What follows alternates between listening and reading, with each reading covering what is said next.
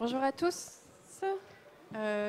Lorem Pro, je suis chercheur à l'INRA, en région parisienne à Grignon.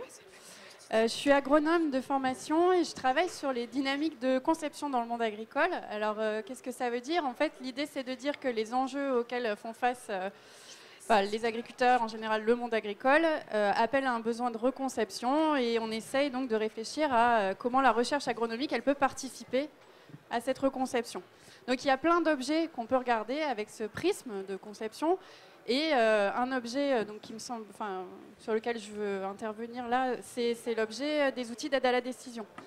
Moi, quand j'ai commencé à travailler sur cette thématique, c'était la grande époque des modèles agronomiques, les grands modèles Stix, CRS, APSIM, pour ceux qui connaissent.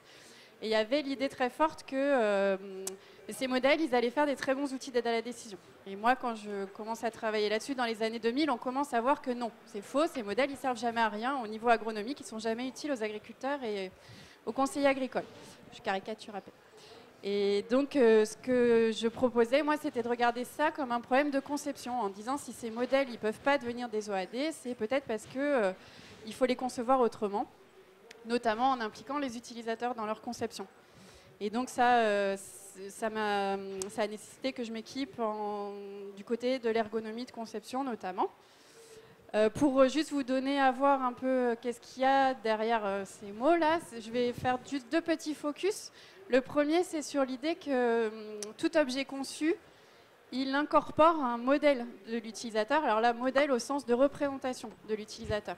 Cette représentation, elle peut être implicite. C'est le concepteur qui décide de comment il utiliserait son modèle et puis il met ça, du coup. Il intègre des choses liées à lui dans son outil. Ça peut être beaucoup plus explicite par des analyses des besoins, des analyses de marché, des choses comme ça. Mais dans tous les cas, c'est très impactant. Si vous concevez un escalier, vous avez une représentation de l'utilisateur qui est un utilisateur valide. Et donc, vous excluez tous ceux qui ne sont pas valides. Donc, c'est quand même assez lourd de conséquences les représentations de l'utilisateur qu'on peut avoir quand on conçoit.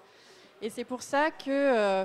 alors, on peut essayer de mieux évaluer ce modèle de l'utilisateur, cette représentation de l'utilisateur. Et un truc pour y parvenir, c'est aussi d'impliquer les utilisateurs directement dans la conception.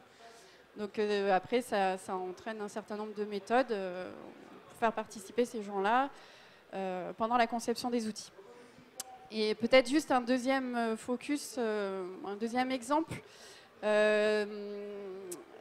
Alors, on a souvent l'idée qu'un modèle, il sera d'autant meilleur qu'il représente bien la réalité. Alors, Patrick a commencé à vous dire que ce n'est pas le cas.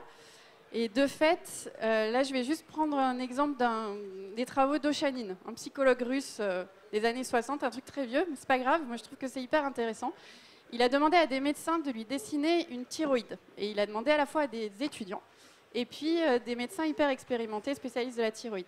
Et il a constaté que les dessins des étudiants étaient bien plus fidèles à ce qu'on connaît, l'anatomie de la thyroïde, et que les médecins très expérimentés, eux, avaient fait des images déformées de la thyroïde qui, en fait, mettaient l'accent sur les endroits où il y a le plus de pathologie.